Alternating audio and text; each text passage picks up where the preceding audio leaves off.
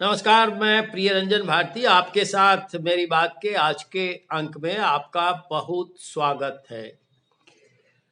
देश एक तरफ लोकसभा चुनाव की तरफ बढ़ रहा है और पूरब के एक राज्य पश्चिम बंगाल में संविधान और लोकतांत्रिक ढांचे के साथ खून खराबा और खिलवाड़ किया जा रहा है। जी हाँ, मैं पश्चिम बंगाल की बात कर रहा हूँ, जहाँ तृणमूल कांग्रेस की सरकार है, ममता बनर्जी मुख्यमंत्री हैं और वहाँ लगता है कि लोकतांत्रिक व्यवस्था सचमुच चरमरा चुकी है। ये मैं नहीं कह रहा हूँ, कल की घटनाएं बता रही हैं। और राज्यपाल आनंद बोस ने जिस तरह से चेतावनी दी है ममता बनर्जी को, तृणमूल सरकार की नेता और मुख्यमंत्री ममता बनर्जी से साफ दो टूक कहा है कि परिणाम भुगतने के लिए तैयार रहना होगा।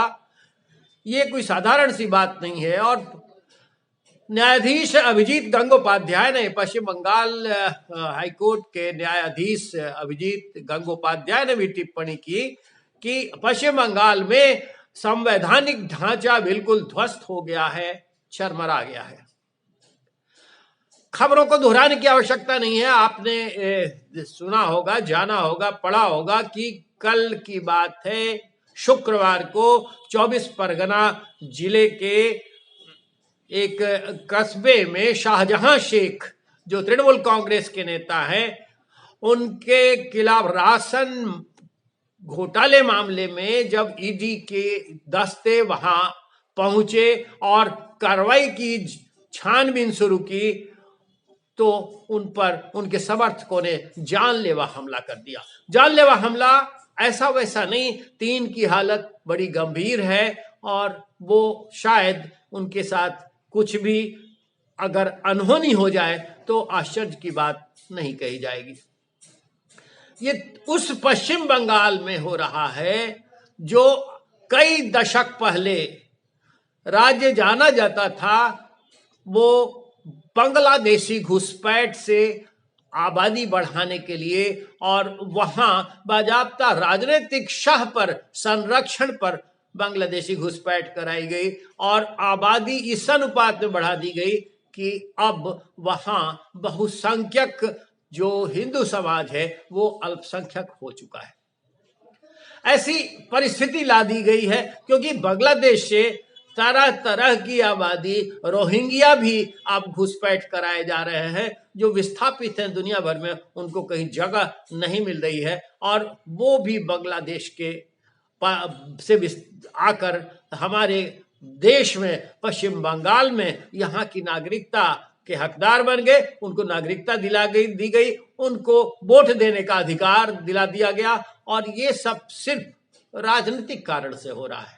ये राजनीतिक कारण से होता आया और अब तृणमूल कांग्रेस ने जिस तरह की राजनीति वहां शुरू की है, आपको याद होगा, अभी पश्चिम बंगाल विधानसभा चुनाव के कुछ ही साल बीते हैं कि जिस तरह से वहां खून खराबा हुआ और जो भाजपा समर्थक मतदाता थे, जिन्होंने भाजपा को वोट किया, उनके साथ किस तरह का सलूक हुआ।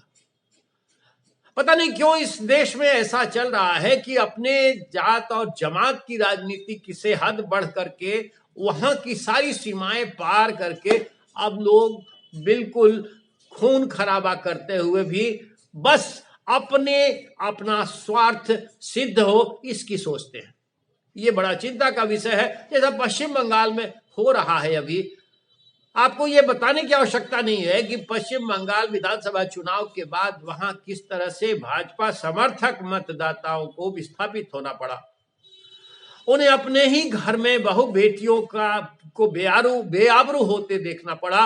वो झुंड के झुंड वहां से भाग करके दूसरे राज्यों में जा बसे या फिर लौट करके अपने घर को आए, या बिहारी या फिर उत्तर प्रदेश के लोग वो भागने को मजबूर हुए।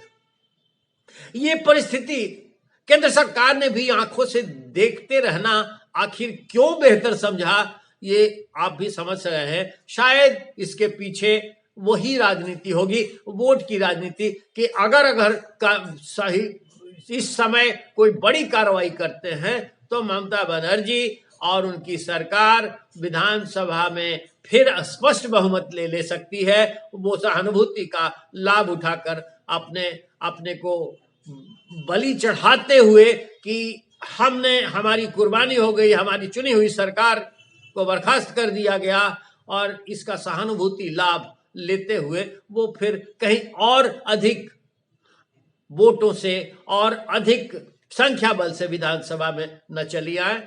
ये शायद डर रहा होगा केंद्र का, कोई कार्रवाई तब नहीं हुई। लेकिन अब जिस तरह से प्रवर्तन निदेशालय के अधिकारियों के साथ जानलेवा हमला हुआ, उन पर उनकी जान पर बन आई है, वो बहुत ही दुखद है और एक ऐसा अध्याय है जो भारत में लोकतंत्र की जड़ों को बिल्कुल गहराई से विच्छिन्न कर देता है। तो क्या इस देश में ऐसा ही होता रहेगा और सरकार चुपचाप आंखें बंद कर वोट की राजनीति का दुष्परिणाम ना आ जाए इस चक्कर में पड़ी रहेगी? क्या केंद्र सरकार को इस समय कोई ठोस कार्रवाई नहीं करनी चाहिए? तो फिर पश्चिम बंगाल का क्या बांग्लादेश है कि जाकर वहां कोई छापेमारी नहीं हो सकती? हम क्या कर रहे हैं आपको सोचना पड़ेगा। हमारे वोटों से जो राज कर रहे हैं वो कर क्या रहे हैं? घोटाले कर रहे हैं। हम घोटाले में पश्चिम बंगाल सरकार की मुख्यमंत्री के भाई और अधिकारी और मंत्री फंसे हुए हैं। उन पर कार्रवाई होती है तो फिर कार्रवाई करने वाले पर हमला करते हैं। ये कैसा देश बनता जा रहा है? इस देश में क्या यही चलता रहेगा?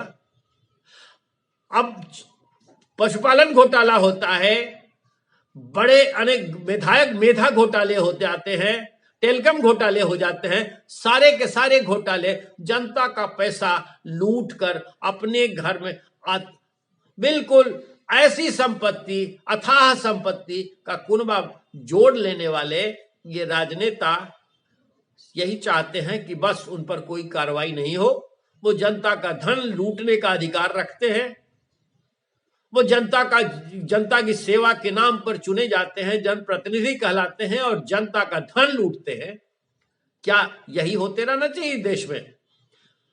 अगर केंद्र सरकार अब भी कोई कार्रवाई नहीं करती है तो देश के लिए एक बड़ा घातक संदेश जाएगा। देश की जनता का मनोबल टूटेगा और फिर एक ऐसा राजनीतिक हश्र हो सकता है कि फिर जो चुनाव कराए जाते हैं, जो मतदान का स्वरूप है, मतदान की मर्यादा है, वो फिर बेआबरू हो जाएगी और खंडित हो जाएगी, क्योंकि मतदान का कोई मतलब नहीं रह जाता। मतदान से चुनी हुई सरकार, वोटों के आधार पर बनी गई बहुमत की सरकार अगर नादिरशाही करे, अगर इसी तरह का आतंकवाद चलाए, तो फिर लोकतांत्रिक व्यवस्था और संवैधानिक व्यवस्था का कोई मतलब नहीं रह जाता है।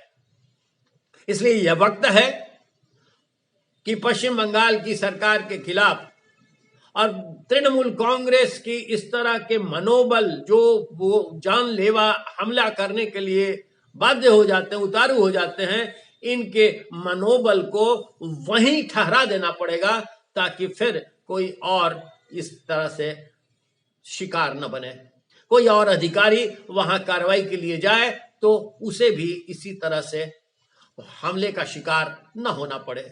ये सरकार को प्रबंध करना होगा और तभी लोकतंत्र की मर्यादा कायम रह पाएगी और वाकई जो जनतांत्रिक व्यवस्था है, जो संवैधानिक व्यवस्था है, उसकी मर्यादा भी बनी रह सकेगी।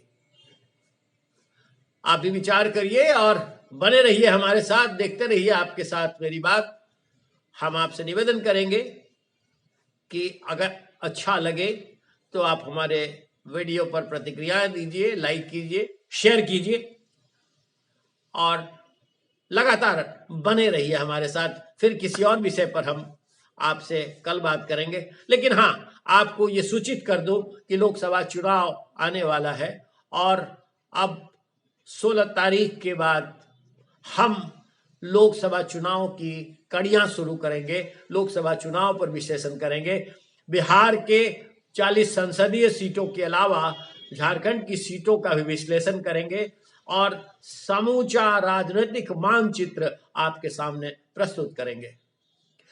हम आपको ये भी सूचित कर दें कि रविवार को हमारा विशेष अंक होता है और कल हम राजनीतिक परिस्थिति, जो राजनीतिक हालात बन रहे हैं लोकसभा चुनाव के, खासकर बिहार में, उसका विश्लेषण करेंगे। आज के अंक में बस इतना ही। बने रहिए हमारे साथ, फिर मिलते हैं। नमस्कार।